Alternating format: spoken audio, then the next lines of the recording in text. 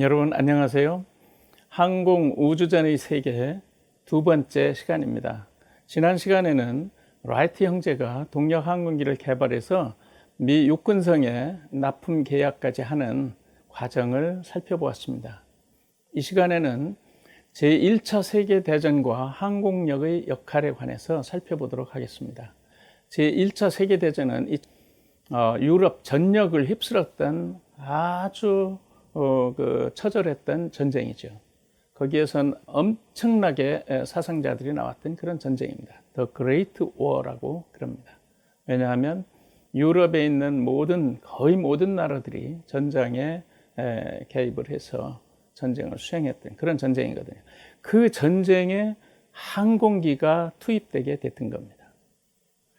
항공기는 사실 비행을 안전하게 할 수 있느냐 하는 걱정거리를 안고 태어난 그러한 기계지 않습니까? 근데 그것을 가지고 전투를 수행하는 그런 전투 수단이 됐던 겁니다. 그래서 제1차 세계대전에서 항공기들이 어떻게 전투를 수행했으며 그 전략 사상은 또 어떻게 됐는지에 관해서 이 시간에 살펴보도록 이렇게 하겠습니다. 15년과 17년까지 연합군이 약 800만 명의 사상자가 났습니다.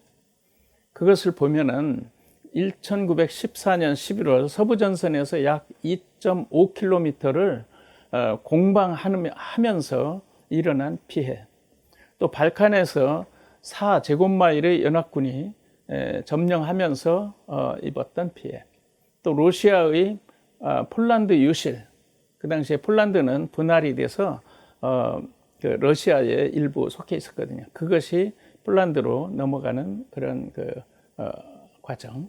그 다음에 갈리폴리에서 1만 제곱야드를 점령하는 데 들어가는 그 희생, 또 메소포타미아에서 12마일을 진군하는 데 희생된 그러한 규모라고 할 수 있겠습니다. 공중에서 바라본 참호의 모습입니다. 1차 세계대전 때 저렇게 땅에 참호를 파고 공방전을 수행한 거죠. 참호 진지전이라고 그럽니다. 1차 세계대전은 그 1차 세계대전에서 투입됐던 무기 장비들은 사실 변변치 못했습니다. 거기에 항공기가 투입되면서 전쟁 양상은 2차원에서 3차원으로 입체전으로 전환되게 됐던 겁니다. 항공기에 망원경을 싣고 올라가서 참호를 저렇게 망원경으로 살펴보고 그 정보를 지상에 전달해 줍니다. 그것을 가지고 적들을 몰아붙이고 공략하고 효과적으로 이렇게 하면서 전쟁을 수행했던 거죠. 1차 세계대전에 투입됐던 항공기들은 사진에서 보시다시피 이것은 독일의 타우베 스카우트인데 새의 모양을 본떠서 만든 항공기입니다. 이러한 모양의 디자인들이 많이 개발이 됐습니다. 그 1차 세계대전에 투입됐던 항공기들인데요. 무장정찰 경폭격기용으로 개발된 항공기, 또 공대지 공격용으로 제공전투기는 공중전투에서 적의 항공기들을 격추시키는 그러한 임무이죠. 그 다음에 이제 바퀴에 주부를 달아서 운영하는 수상폭격기, 또 전략폭격기, 또 어뢰정을 발사하는 그 어뢰 공격기, 그 다음에 항공모함에 탑재해서 적지로 투입시키는 항공모함 탑재기, 이러한 항공기들로 발전하게 됐습니다. 제1차 세계대전 때는 항공기가 투입되어서 공중전이 일어났던 전쟁입니다. 그런데 그 당시에는 항공기와는 별도로 또 비행선들을 많이 운용을 했습니다. 비행선들은 이 사진에서 보시다시피 어마어마한 크기의 그 비행선들입니다. 이 비행선들은 인원 수송도 하고 폭탄을 탑재해서 폭탄을 투하하기도 하고 그 장거리 폭격 작전에 많이 투입이 됐습니다. 그런데 이 비행선의 취약점은 뭐냐면 바람에 떠돌아다니는 거죠. 컨트롤이 굉장히 바람에 취약합니다. 그래서 전체가 바람을 타고 옆으로 이동하기도 하고, 그러니까 그 폭탄들도 정밀 폭탄이 아니니까 그냥 무차별한 폭격을 수행했던 겁니다. 그래서 예를 들면은 런던을 폭격하러 비행선들이 출격했는데 정작 런던이 아니고 프랑스 북부 해안으로 도착을 해서 거기가 영국인 줄 알고 거기다가 폭탄을 터뜨리는 그러한 오폭들도 많이 있었습니다. 이제 비행선들이 그렇게 비정밀 작전들을 수행하고 있는 그 사이에 항공기들이 이제 투입되게 된 겁니다. 항공기들은 훨씬 조정 통제하기가 쉽고 또 효과적으로 적들과 그 전투를 수행할 수 있고, 그래서 새롭게 등장한 신무기 체계로 각광을 받게 됐습니다. 제1차 세계대전 때 항공력의 아버지격인 영국의 공군 참모총장 휴 트렌차드가 항공전략 사상을 많이 발전을 시킨 사람입니다. 그의 주요 군사 이론은 폭격기는 언제나 침투가 가능하다. 폭격의 목적은 상대 국민들을 공포로 몰아넣는 것이다. 그래서 전의를 상실하게 만드는 거죠. 항공 폭격을 받으면 지상에 있는 사람들이 이건 감당할 수 없는 것이다 하고 전의를 상실하고 포기하게 만드는 그러한 효과를 가져온다고 휴 트렌차드는 말했습니다. 그 다음에 국방은 폭격기로 적에게 그에 상응하는 피해를 입히는 것이다. 폭격기의 그 효과, 그것을 휴 트렌차드는 굉장히 강조했습니다. 그래서 주축국들에게 대한 그 전략 폭격을 강조했죠. 그래서 그 연합군들의 항공기들이 전략 폭격을 하러 적진 깊숙이 들어가는 작전들을 많이 수행했습니다. 그러다 보니까 적들은 요격기들을 출격시켜서 이 폭격기들을 공격하는 것이죠, 중간에. 그렇게 하다 보니까 공중전이 나오게 된 겁니다. 그래서 전투기 대 전투기들이 공중에서 도구 파이팅을 하는 그러한 전쟁 양상이 벌어지게 된 거죠. 그렇게 해서 전략 폭격에 대해서 휴 트렌차드는 굉장히 강조를 했는데, 사실 영국 공군들이 독일을 폭격하러 가는 도중에 독일의 전투기들을 만나서 폭격기들이 피해를 많이 입었습니다.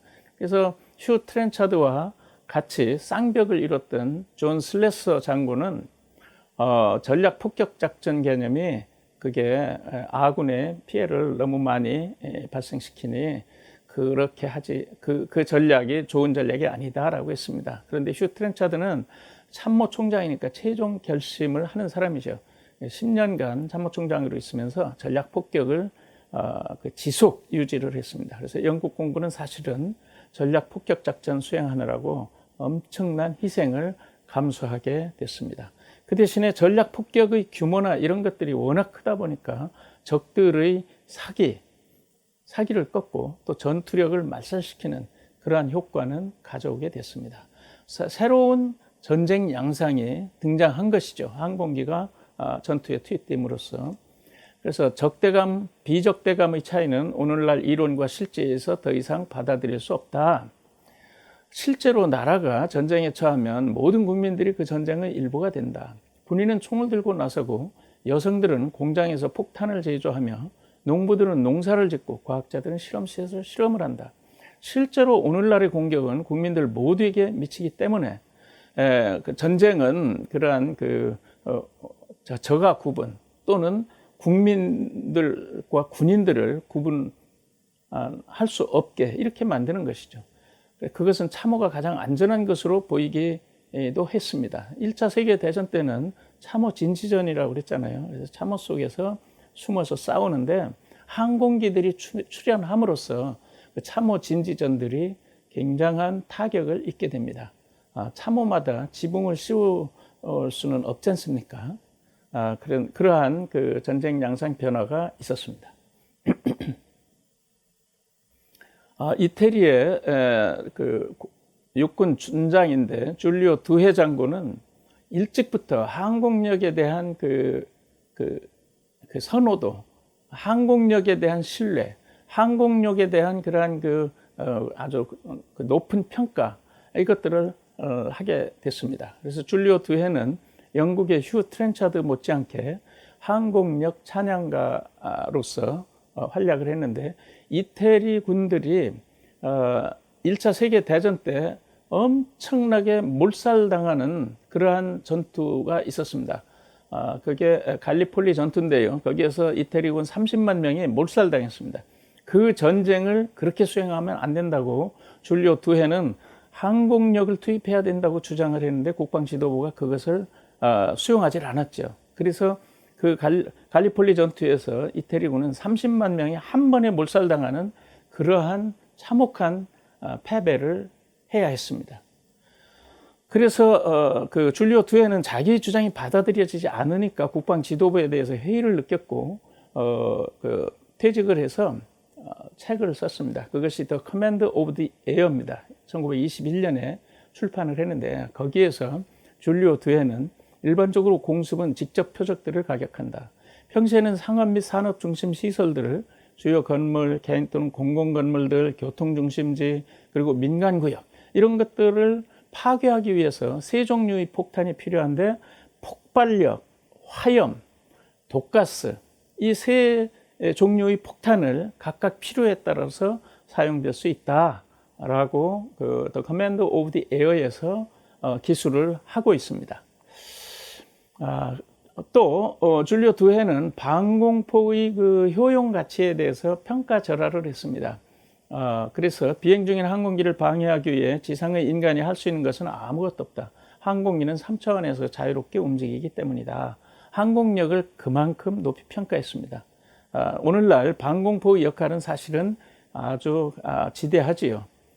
우크라이나 전쟁에서 러시아 항공기들이 우크라이나 영공을 마음대로 드나들질 못합니다. 그렇기 때문에 러시아 공군들은 미사일을 가지고 주로 공격을 하지 항공기 투입을 굉장히 극도로 조심해서 삼가하고 있습니다. 그것은 방공포들의 위력 때문이라고 할 수 있겠습니다. 그래서 나는 내 전쟁 경험을 바탕으로 거듭 주장하지만 방공포의 운영은 시간과 자원의 낭비에 불과하다. 줄리오 드해는 Command of the Air에서 그렇게 방공포에 대해서 저평가를 했습니다. 합동작전, 육해 공군의 합동작전이 시너지 효과를 가져오는 것을 줄리오 드해는 강조를 했습니다. 공포스러운 전쟁이 곧 끝날 시점이 다가올 것이다. 그것은 사람들이 공포스럽게 느끼는 전쟁의 모든 것이 종식되는 시점으로 지상군과 해군이 미처 기동도 하기 전에 항공력으로 전쟁이 종료되는 시대가 올 것이다. 항공력의 그 위력을 그렇게 아주 높이 평가했고, 그렇게 됨으로써 지해상에서의 과거와 같은 피해 없이도 전쟁이 종료될 수 있다라는 것을 줄리오 드해는 강조했습니다. 기술혁명, 항공기들이 그렇게 짧은 단기간에 고성능의 항공기들이 개발이 됐습니다. 그래서 적정한 국가 방위를 보장하기 위해서는 하늘의 정복이 충분히 이루어져야 한다라고 줄리오 드해는 저술에서 강조했는데, 전략 폭격기, 그 전략 폭격기를 엄호하는 요격기들이 같이 비행을 해서 적진으로 들어갑니다. 그렇게 하다가 적기들이 나타나면 요격기들이 맞받아치고 폭격기는 표적을 향해서 들어가서 폭격을 하는 그러한 작전들을 수행합니다. 줄리오 드해의 주요 이론을 정리를 하면, 전략적 항공력은 신속한 승리를 보장한다. 독립공군이 필요하다. 육해군의 항공력이 아닌 공군을 독립시켜야 한다 하는 것을 강조했습니다. 공중을 제패하는 것이 곧 전쟁을 승리하는 길이다. 전쟁에서는 공세가 방어보다 우세하다. 그래서 공세를 강조했죠. 적의 인구 및 산업 중심에 대한 폭격이 효과가 크다. 전투기 운용, 그리고 항공기는 지상에서 파괴하는 것이 효과적이다. 왜냐하면 공중에서 공중전을 통해서 적기를 떨어뜨리려면 정말 기를 쓰고 아주 결사적으로 해야 되거든요. 그것보다 지상에 있을 때 그것들을 파괴하는 것은 아주 식은 먹기다, 이렇게 본 것입니다. 1930년대에 미 공군은 교리 발전을 아주 significantly 진전을 시켰습니다. 그래서 항공력의 효과는 결정타다. 독립된 공군을 육성해야 된다. 중심에 대한 전략 폭격이 치명타이다. 그다음에 공정전에서 항공기의 격파가 중요하고 다목적 항공기의 중요성 이런 것들을 강조를 했습니다. 미 공군 교리를 선도했던 빌리 미첼 장군은 육군 준장이었습니다.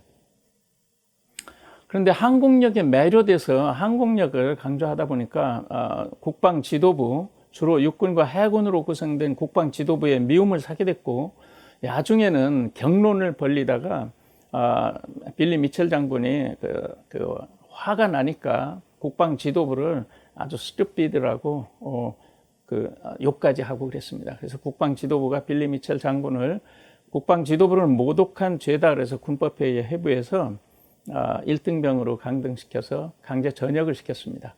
그렇지만 빌리 미첼 장군의 그 공헌, 그것은 오늘날 미 공군의 주요 행사 때 빌리 미첼에 대한 그 기념이 반드시 이루어집니다.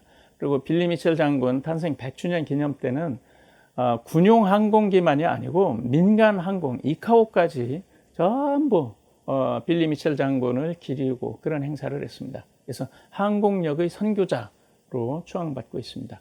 이렇게 해서 제1차 세계대전에서의 항공력의 역할에 관해서 살펴봤습니다. 항공력이 거둔 전과들을 따로 이렇게 계산하거나 그러지는 않았습니다. 그렇지만 생각해 보십시오.